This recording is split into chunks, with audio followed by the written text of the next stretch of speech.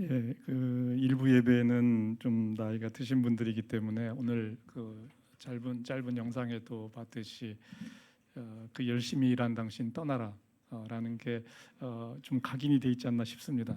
저는 자유라고 얘기하면은 현대카드 영상이 자꾸 떠올라요.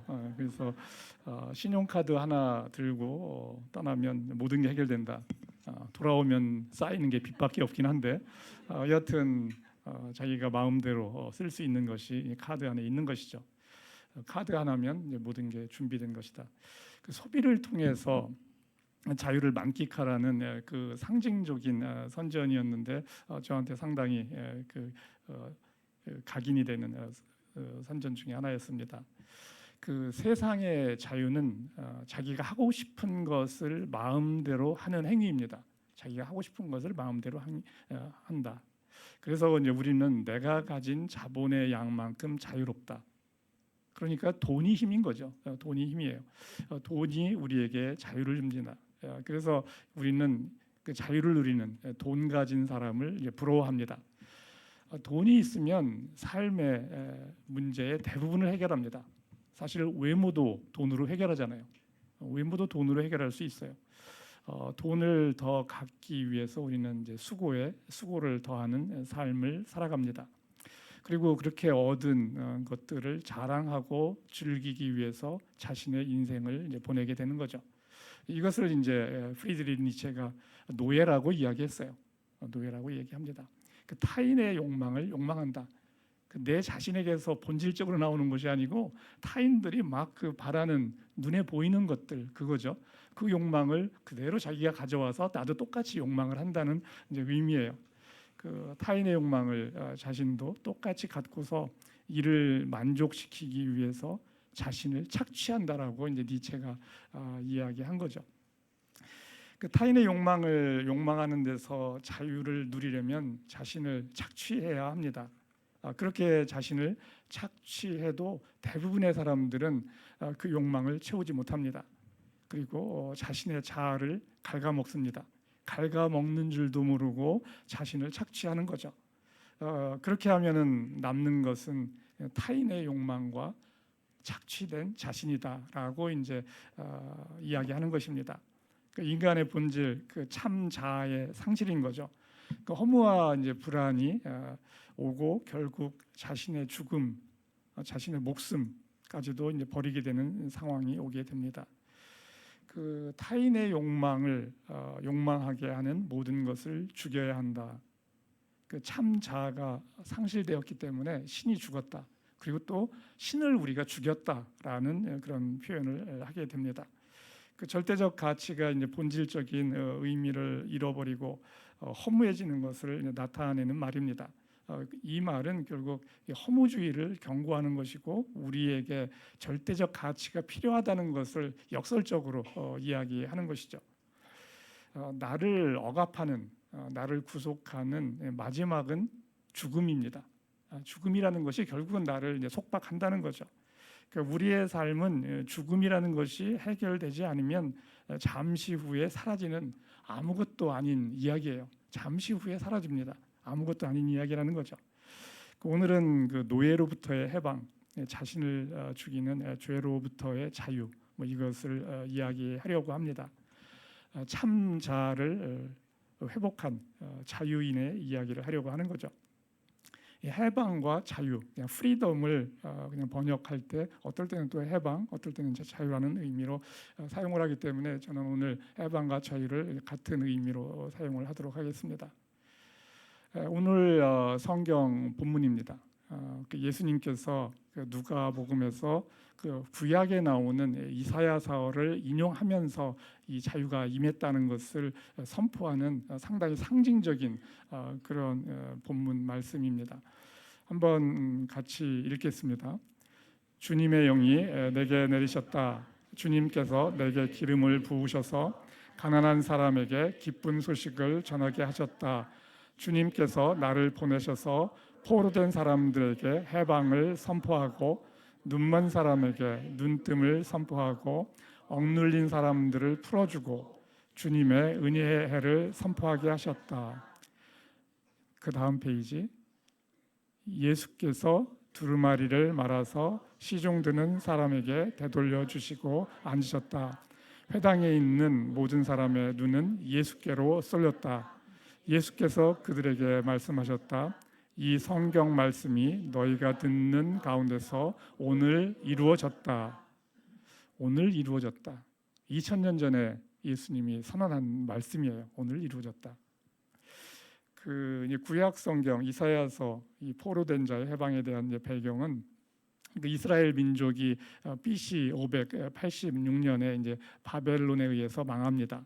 그리고 바벨론 포로로 끌려갑니다.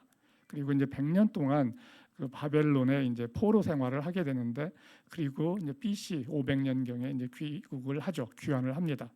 여러 번에 걸쳐서 이제 귀환을 하죠. 이 구약 성경의 이사야서는 그 이스라엘의 그 귀환과 이제 해방, 회복, 이것을 이제 예언적으로 선언하는 내용입니다. 그 포로로서 억눌려 살던 그 이스라엘 백성에게 해방될 것을 예언적으로 선포한 것이 이사야서에서 나오는 이야기입니다. 이 포로 해방에 대한 이야기를 500년이 지난 이제 예수님 때 다시 예수님이 그것을 인용하는 거죠. 이 말이 뭔지 근데 깨닫지 못합니다. 당시에 이 말을 듣는 상당수의 사람은 자유인이었어요.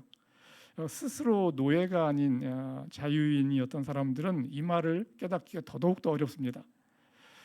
그럼 오늘날 2000년 전에 예수님께서 선언한 이 말이, 이 자유가 그러면 이 세상에 왔나라는 것을 이제 한번 또 생각해 보는 거죠. 그럼 교회에는 왔나? 이 교회에는 과연 예수님이 말씀한 이 자유가 임했나? 그렇지는 않은 것 같아요. 이 말을 알아듣고 소수의 사람들만이 반응을 합니다. 그 사람들에게는 이 자유가 임했어요. 그렇지만 대부분의 사람들은 여전히 그렇게 살지 않습니다. 교회 안에서도 다르지가 않습니다. 이 예수님이 말한 이 자유가 우리에게 있기를 바라는 것이 오늘 메시지에서 하려고 하는 내용입니다.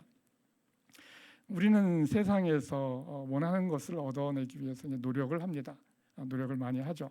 노력과 성취, 이것을 세 가지로 한번 나누어서 보려고 합니다. 다음 페이지. 노력과 성취를 한번 비교해 보는 거죠. 첫 번째 상황은 성취가 훨씬 커요. 내가 노력은 일을 했는데 성취한 것은 막 5, 10 뭐 이렇게 나오는 거죠.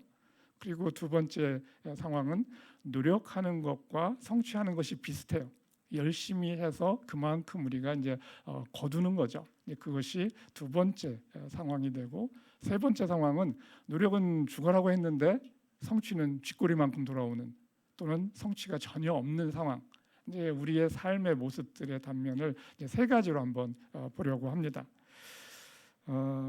오늘의 그 조교는 정현진 형제. 요새 교회 잘 안 나오고 있어요, 현진 형제. 그래서 내가 조교로 부르면은 나오니까, 그래서 오늘 조교로 불러보게 됩니다.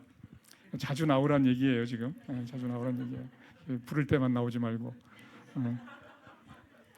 자, 질문. 그러면 이 세상에서 복받은 사람은 누구인가? 그리고 하나님으로부터 복받은 사람은 누구인가? 한번 이야기해 주세요. 일단 세상에서 복받은 사람은 1번입니다. 그리고 이제 하나님으로부터 복받은 사람은 1, 2, 3번으로 나눌 수 없을 것 같습니다. 잘 비켜가네요. 잘 비켜가네요. 그렇죠. 1, 2, 3으로 나누기 좀 어렵다. 그렇지. 아주 짧게 대답을 상당히 함축성 있게 지금 이야기를 해줬어요. 획일적으로 이야기를 유도했는데 그거에 말려들지 않고 딱 자기의, 이 질문은 제가 어제 줬어요. 본문은 안 주지만 딱 질문은 어제 줬습니다. 그래서 밤에 밤잠 못 자고 고민을 했을 것 같은데, 여튼 그럼 두 번째 질문. 나는 어디에 해당되는가? 나는 어디에 해당되는가?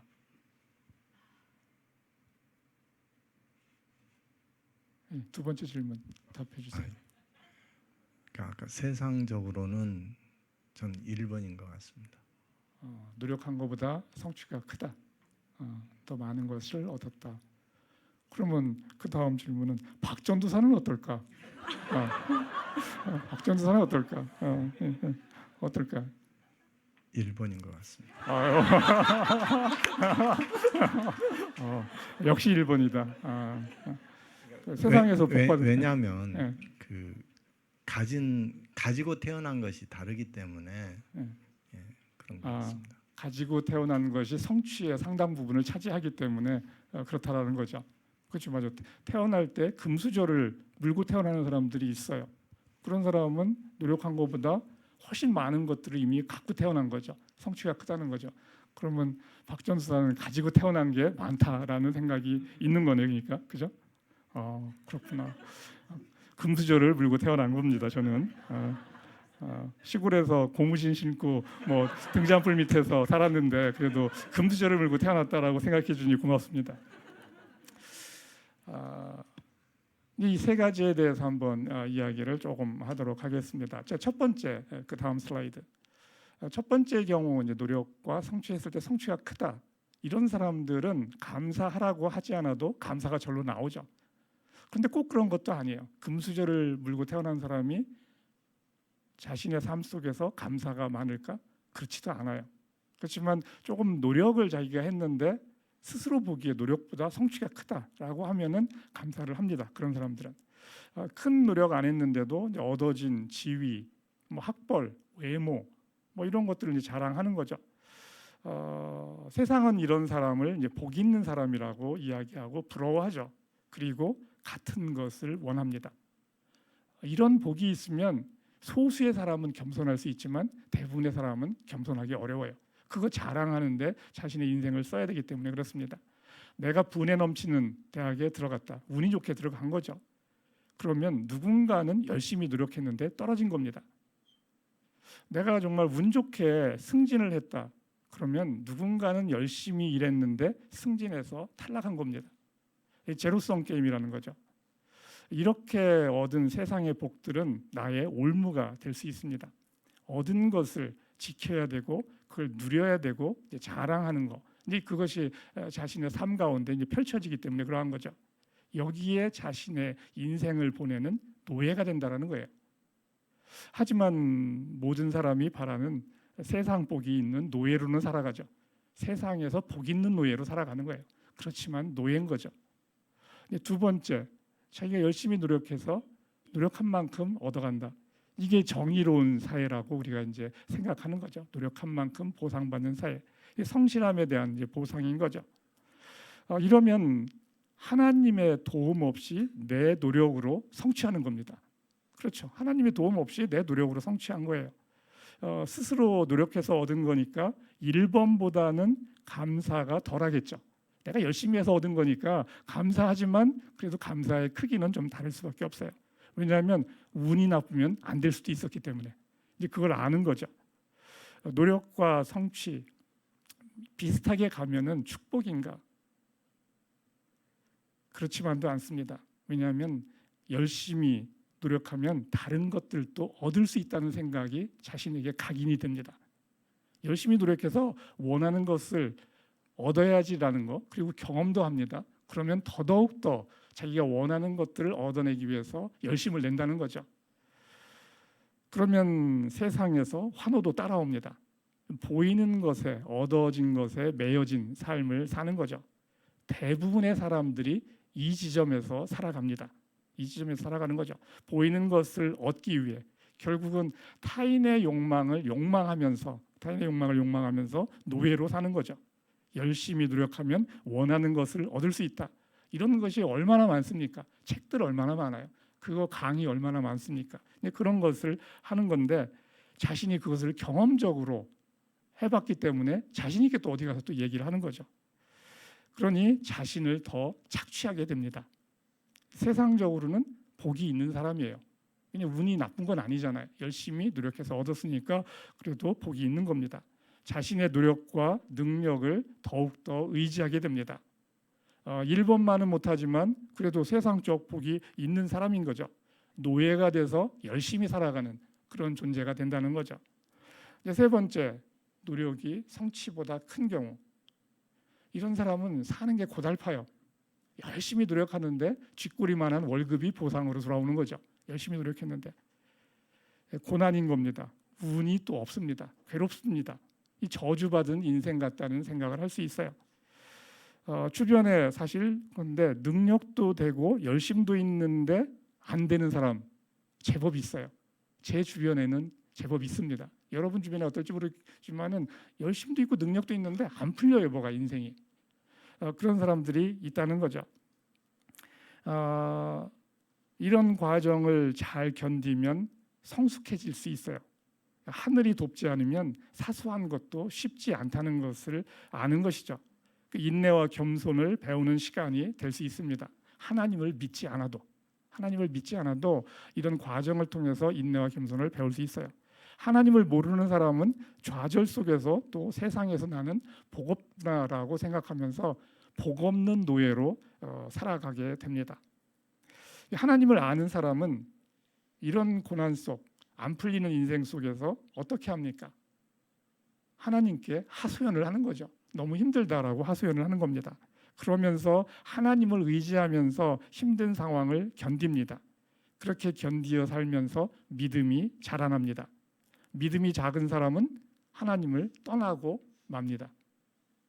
하나님을 원망하는 거죠. 그렇지만 일부의 사람은 그 시간을 견디며 나가는 거죠. 믿음이 자라는 거죠.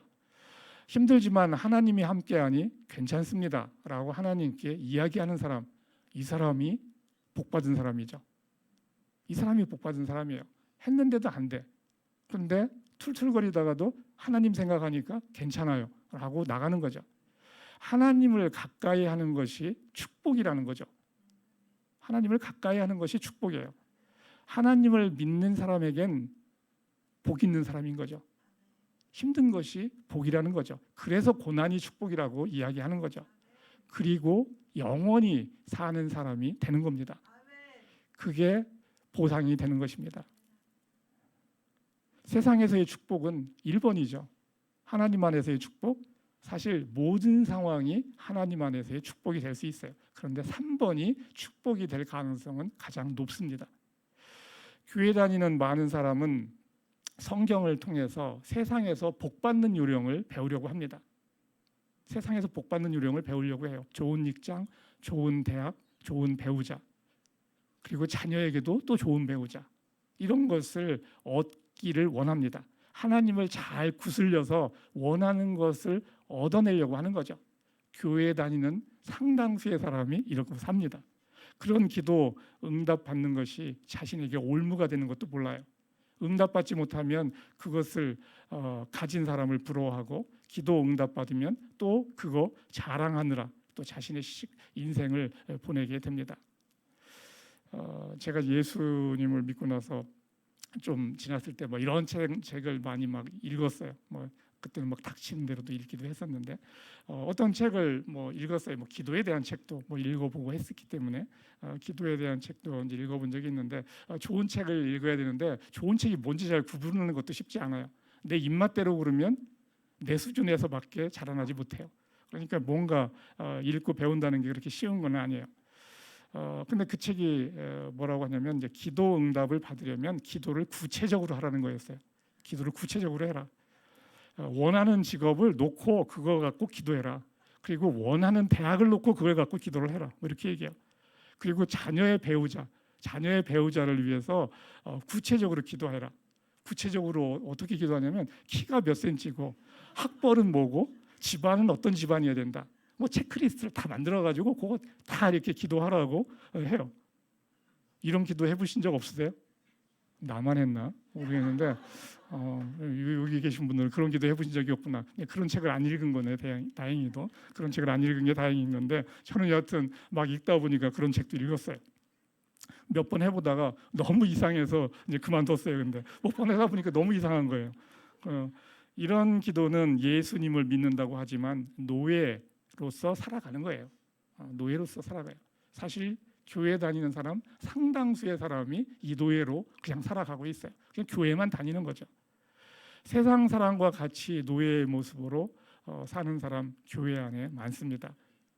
우리 교회는 좀 적다는 것을 제가 알고 있어요. 우리 교회는 좀 적지만 세상적으로는 많습니다. 자신을 착취하는 것도 모르고 착취하는 노예의 삶을 살아갑니다. 철학에서 말하는 자유, 철학에서 말하는 자유는 뭐냐면 자신을 억압하는 모든 것에서 벗어나 스스로 서는 것, 자신을 억압하는 모든 것에서 벗어나 스스로 서는 것을 자유라고 이야기합니다. 그리고 나로 비롯되는 삶, 나로 비롯되는 삶을 사는 것이 자유다라고 이야기합니다. 이것이 안 되면 영원히 노예로 살아간다, 죄의 종으로 살아간다. 이 헌데 이 철학이 말하는 것에서 답을 얻지 못하는 것은 내가 누구인가라는 것을 알지 못합니다. 정확하게 포인트를 했는데 마지막 그 한 단추가 빠져 있는 거예요. 내가 누구인가, 나의 본질을 알아야지 참 나로부터 비롯된 삶을 사는데 나를 모르니까 나로 비롯되는 삶, 이 마지막 단추를 끼울 수가 없는 거예요. 그런데 철학에서도 거의 끝에까지 간 거죠. 그 언저리까지 가서 마지막 그 정점을 찍지를 못하는 거죠. 열심히 있는 겁니다, 철학은. 이 성경은 이 마지막 단추를, 마지막 정점을 알려주는 거죠. 우리가 하나님의 형상이다, 내가 하나님의 형상이다라는 것을 알려줍니다. 물론 내가 하나님의 형상이어도 내가 또 하나님을 모르니 하나님의 형상이 뭔지 아는 것은 또 쉬운 건 아니지만 그래도 한 발짝 더 나가게 해준다는 거죠. 내가 하나님의 형상이라는 것을 모르면 나 자신에게 죄를 짓는 거예요. 나를 진짜 위하는 것이 뭔지를 모르고 그냥 끌리는 대로, 보이는 대로, 욕망대로 살아가기 때문에 그것이 나 자신에게 죄가 됩니다. 나의 참 자아인 하나님께도 죄를 짓는 거죠. 나에게도 죄를 짓지만 하나님께도 죄를 짓는 거예요. 참 자아를 알면 비로소 자유인으로 살아간다라는 것을 이야기하는 거죠. 이 참 자아를 알고 사는 자, 그 사람이 구원을 받은 자예요. 그리고 자유인이고 영원히 사는 사람이 됩니다. 그래서 키르케고르 그 실존주의자 창시자죠. 이 사람이 신앞에 선 단독자, 신앞에 선 단독자라는 표현을 써서 이 말을 끌어갑니다. 우리 교회에 이제 코람데오 셀이 있는데 이 코람데오가 이 before God, 하나님 앞에 선, 이것이 이제 이 코람데오예요. 굉장히 의미가 있는 고민이 담긴 그 셀 이름을 지었어요. 이 코람데오 셀 그 리더가 이 경은 집사님인데 하여튼 좋은 이름을 지으신 거죠. 오늘날 교회에서도 세상 사람과 똑같은 것을 원하고 그것을 달라고 기도를 합니다. 믿음을 갖고 원하는 것을 기도해서 얻어내라고 부추기죠. 이 교회가 세상의 복을 갖고 장사를 하는 곳이 돼버린 거예요. 교회가 노예의 삶을 고착화시킵니다. 그래서 세상이 오늘날의 교회를 걱정하는 거예요.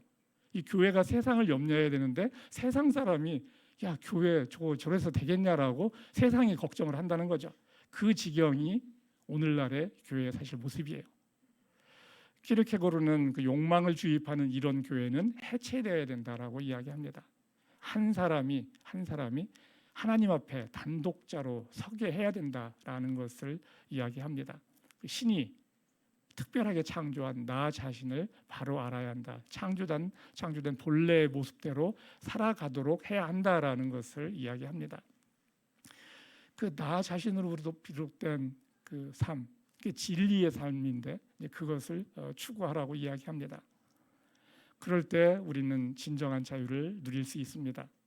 타인이 좋다고 말하는 것이 아닌 내 참 자아가 좋다고 여기는 것, 그것을 추구하는 거죠. 이러한 삶이 자유이고 노예에서 벗어난 삶을 사는 것입니다. 이 참 자아로부터 비롯된 자유, 이 자유는 누구나 누릴 수 있어요. 이거는 제로섬 게임이 아니라는 거죠. 자신을 착취하지 않아도 얻을 수 있습니다. 참된 자기 자신을 만나면 되는 거예요. 참 자아를 만나면 더 이상 죄의 노예, 욕망의 노예로 살지 않아도 됩니다. 노예 상태에서 벗어나 자유를 누릴 수 있습니다.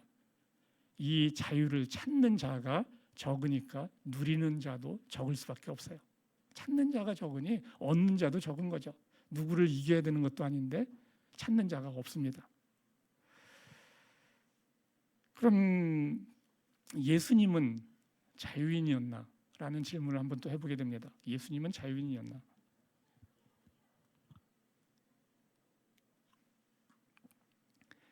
그 예제문으로 하나 주겠습니다. 요한복음 5장 30절. 나는 아무것도 내 마음대로 할 수 없다. 나는 아버지께서 하시는 대로 심판한다. 자, 이 질문 3번에 대한 예제문을 보고 답을 하시오.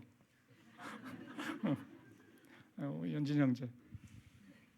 예, 저는 두 가지로 생각을 했습니다.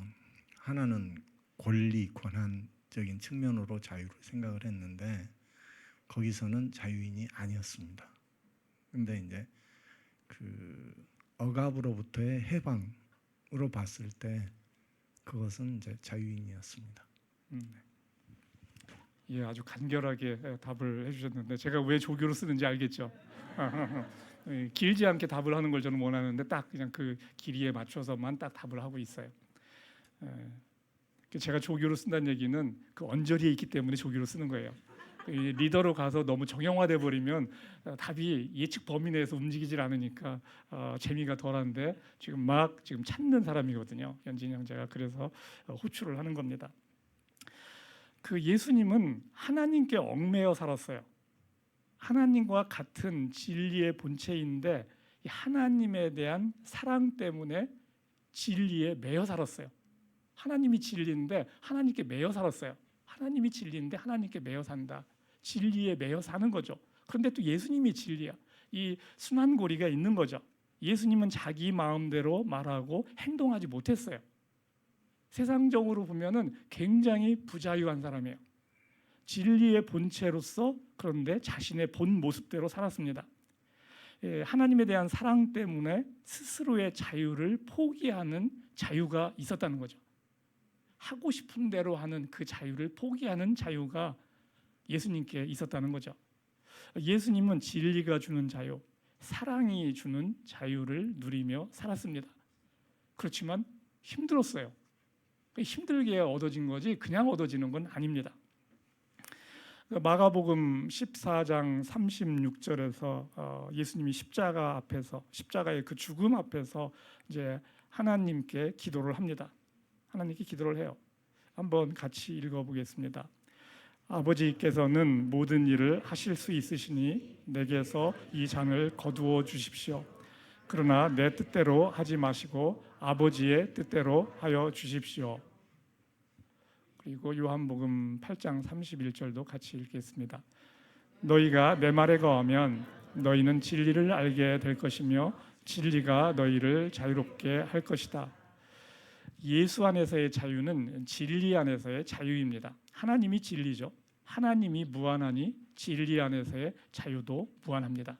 내가 누릴 수 있는 자유의 크기는 내가 아는 진리의 수준이 내가 누리는 자유의 크기예요. 하나님을 아는 수준이 내가 누리는 자유의 수준입니다.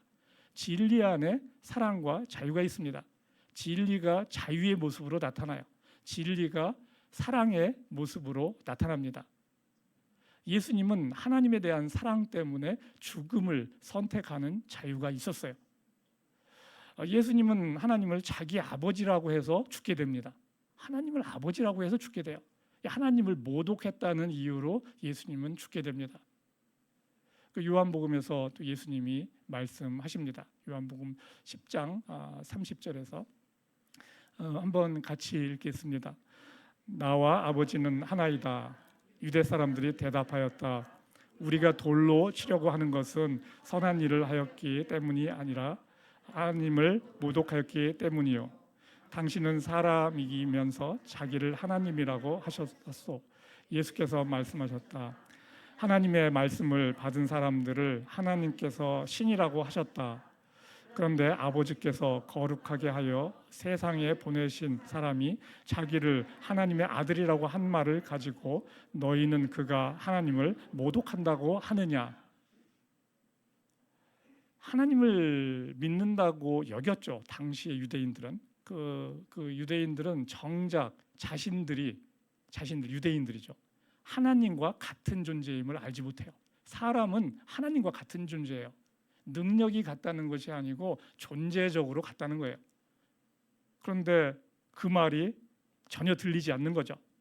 사람의 존재가 어떠한지를 예수님이 알려주는 것입니다. 그런데 깨닫지 못하고 하나님을 모독한다고 예수님을 죽이게 되는 것이죠.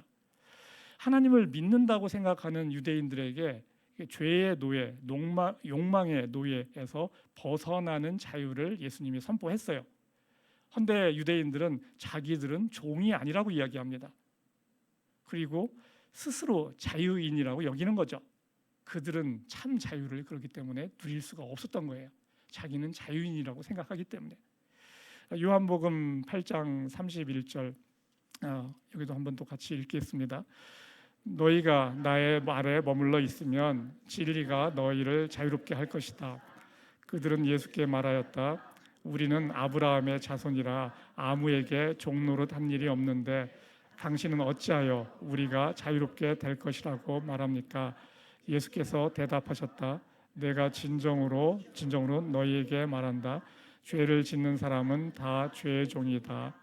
아들이 너희를 자유롭게 하면 너희는 참으로 자유롭게 될 것이다. 유대인들은 종교의 형식 속에 갇혀 있는 그 욕망의 노예로, 죄의 노예로 살다가 죽었습니다. 죄의 종인 줄 모르고 계속 죄의 종으로 살다가 죽었습니다.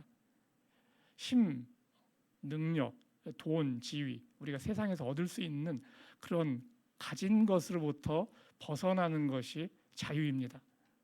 예수님은 그 참 나인 그 하나님을 알고 그 안에서 누리는 참 자유를 알려줬어요. 이것을 깨닫지 못하니까 죄의 종, 욕망의 종으로 살다가 죽는 것입니다. 욕망에 따라 사는 것은 참 자아인 자기 자신에게 죄를 짓는 거예요. 하나님께만 죄를 짓는 것이 아니고 결국 하나님이 나 자신이 되는 것이기 때문에 나에게 죄를 짓는다는 거죠. 참 나를 알면 영생입니다. 내가 영원히 산다, 영생한다, 이것을 아무리 외쳐봤자 되는 것이 아니고 이 깨달음이 나에게 오면은 영생은 그냥 가는 겁니다. 내가 말로 외친다고 해서 그것이 내 것이 되는 것도 아니라는 거죠. 자신의 정체성을 알면 자유인이 되는 것이에요. 신약 성경에서 대표적인 인물이 이제 사도 바울이죠. 사도 바울은 이제 상황에 관계없이 누리는 자유가 무엇인지를 이야기하는 사람 중에 한 명이죠. 그 진리 안에 살면 모든 상황 가운데 감사하며 살아가는 비밀을 알게 됩니다. 하나님과 함께하는 것이 무엇인지, 자유가 무엇인지 알게 됩니다. 하나님의 자녀로서 삶을 기쁘게 살아가게 됩니다. 이것이 하나님께 영광입니다. 상황이 어떠하든지 하나님의 자녀로서 그냥 기쁘게 그 상황을 맞이하고 살아가는 거, 이게 하나님께 영광이에요. 여러분이 막 헌금을 무지하게 했다, 뭐 이런 봉사했다, 뭐 했다, 이런 거는 다 그것에 파생되는 어떤 부스러기일 뿐이고 본질은 하나님의 자녀로서 기쁘게 사는 것, 이것이 하나님께 영광이에요. 빌립보서 4장 12절에서 이제 사도 바울이 이렇게 이야기합니다. 이번 주에 그 암송 구절인데 한번 같이 읽어보도록 하겠습니다. 나는 비천하게 살 줄도 알고 풍족하게 살 줄도 압니다. 배부르거나 굶주리거나 풍족하거나 궁핍하거나 그 어떤 경우에도 적응할 수 있는 비밀을 배웠습니다. 이 하나님과 함께하며 이걸 살아간다는 거죠. 하나님과 함께하며 사도 바울은 이 삶을 살았어요. 그런데 사도 바울 같지 않은 사람도 하나님, 성경에 나오는 하나님을 아는 것 같지 않은 공자도 이런 말을 해요. 공자. 다음 슬라이드. 공자가 뭐라고 하냐면 우리가 잘 알고 있는 거예요.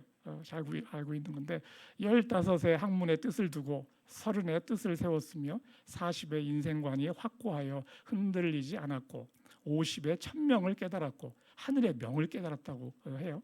50의 천명을 깨달았고 60에는 어떤 말에도 이치를 깨달아 이해했고 70에는 마음대로 행동하여도 법도에 어긋나지 아니하였다. 자기 마음대로 살아도 법도에 어긋나지 않아요. 이때는 공자가 힘이 빠져가지고 뭐 이렇게 욕망대로 젊었을 때 욕망대로 살지 못하는 상태가 아니었을까 이런 생각을 해보는데 그래도 이렇게 표현을 할 수 있다는 것 자체가 대단한 거죠.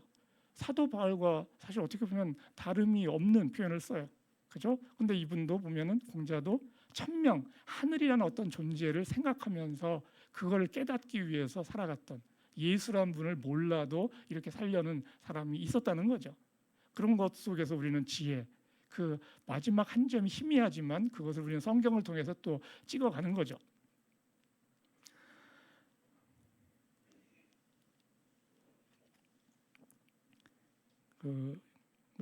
개인적인 이야기를 이제 하나 하면은, 이 이야기는 이제 처음 하는 얘기예요.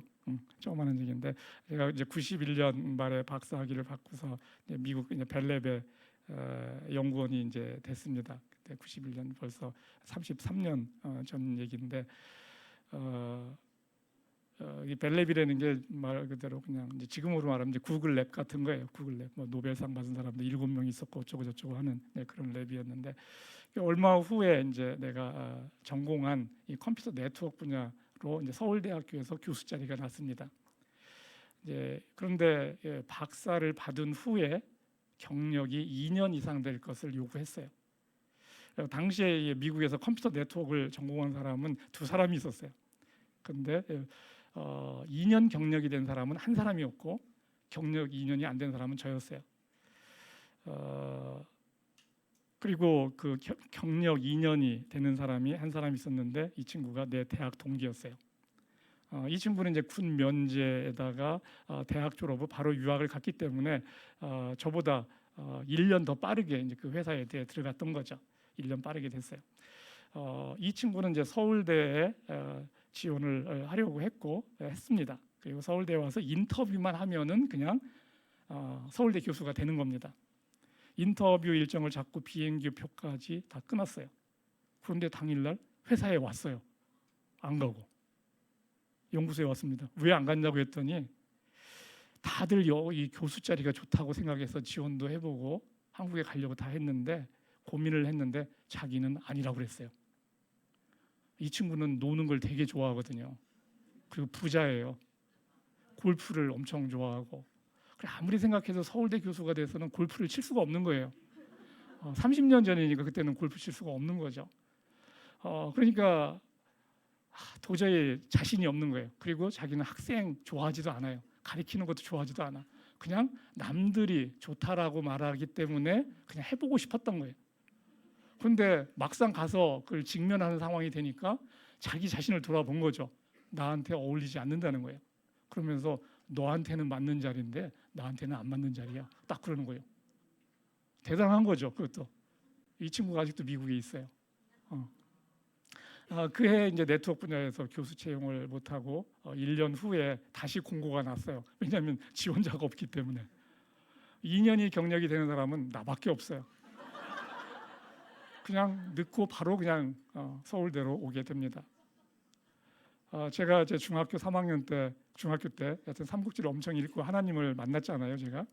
그러면서 그때 한 것이, 인간은 절대자 앞에 결코 교만할 수 없다라는 것을 그때 깨달았던 거죠. 그게 지금의 언어 수준은 아니에요. 그냥 그때 수준으로 인간은 절대자 앞에 교만할 수 없다. 그리고 너무 슬퍼했다고 했어요. 정말 인간이 이렇게 열심히 능력이 되는데 하는데도 안 되는구나. 제갈공명을 보면서 그걸 배웠던 거죠. 근데 제가 인간은 절대자 앞에 교만할 수 없다라는 것을 이야기하고 슬퍼했을 때, 하나님은 저를 눈여겨보셨어요. 믿거나 말거나 눈여겨보셨어요. 그리고 그때 중학교 때 이제 교수가 되는 꿈을 갖고 있었어요. 교수가 되는 꿈을 갖고 있고, 예수를 믿지 않을 때죠, 당연히. 이제 하나님께, 그리고 힘들 때 뭐 기도도 했습니다. 절대자한테 기도를 하는 거죠. 하지만 이제 대학에 들어온 후에는 그 꿈은 접었습니다. 어떤 직업에 나를 묶어둘 필요가 없다고 생각을 해서 그랬어요. 당연히 서울대 교수가 되게 해달라고 기도한 적 없습니다.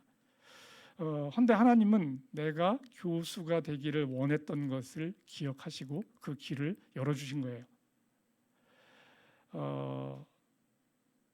예수님을 믿은 거는 사실 제가 서울대 와서 3년이 지나서 예수님을 믿게 됐었죠.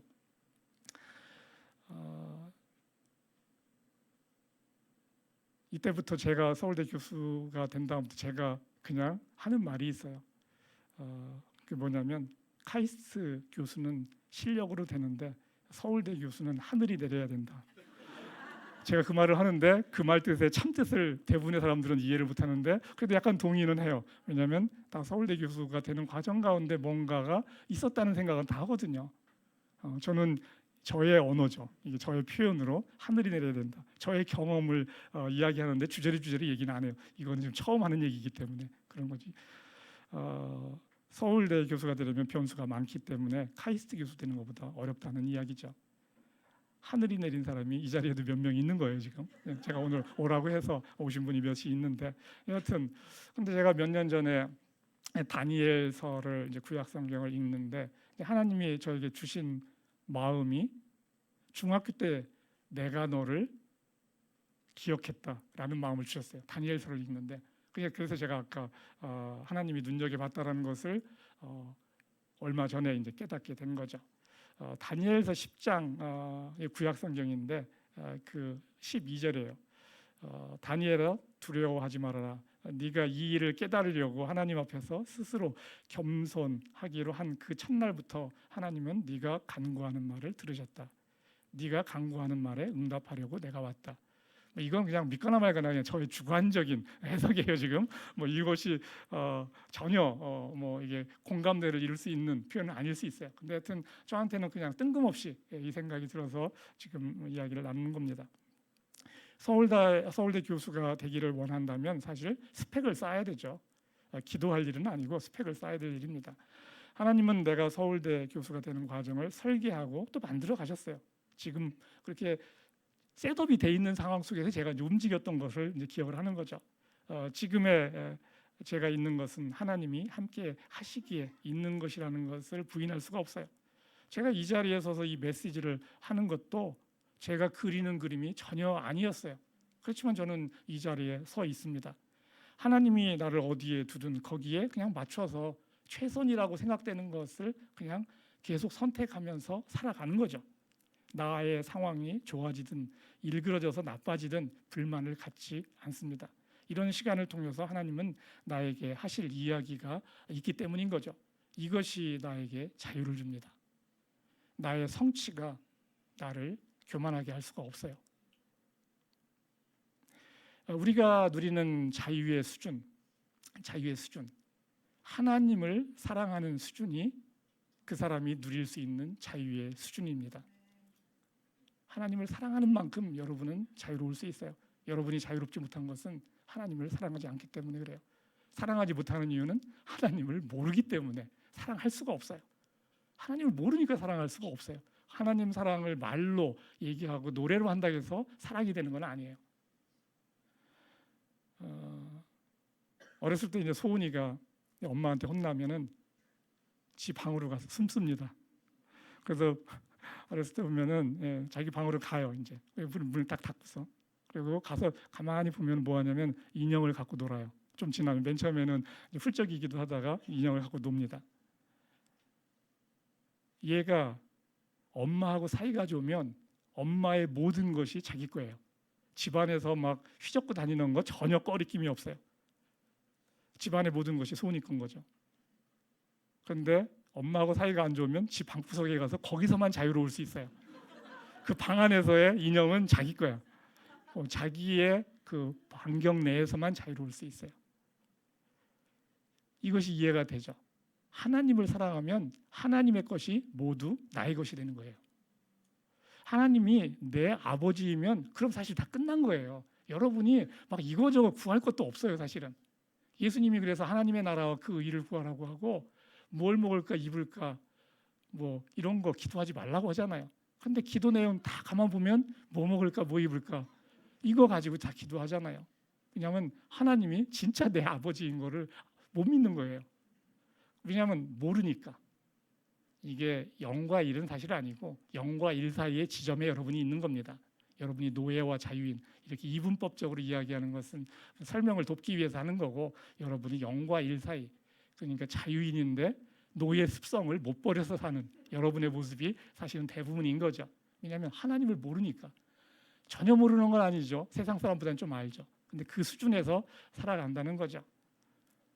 하나님을 사랑하는 만큼 우리는 자유를 누릴 수 있어요. 이것이 진리가 주는 자유입니다. 하나님을 소유하는 만큼 자유롭습니다. 하나님을 소유하는 만큼 자유로워요. 천국에 가면 사실 천국은 가는 것도 아니고 임하는 건데 여튼 그냥 우리의 쉽게 편의를 위해서 그냥 간다고 합시다. 여튼 천국에 가서 하나님 만나면 뭐 할 겁니까? 하나님 만나면 뭐 하고 싶으세요? 천국에 가서 하나님 만나면 무엇을 먼저 하고 싶은가라는 질문을 우리 또 이제 마지막 질문을 한번 합니다. 연진 형제, 뭐 하고 싶으세요?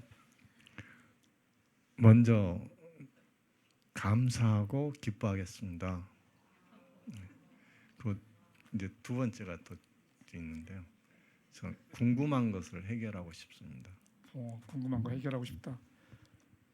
하나님하고 이야기하고 싶다는 얘기네. 그죠? 예. 찾는 자예요 지금. 그죠? 궁금한 거 많이 있다는 거죠 지금. 자, 대부분의 사람들은 뭘 생각할까라는 생각을 해봅니다. 하나님께 딱 천국에 가면 하나님 만났어요.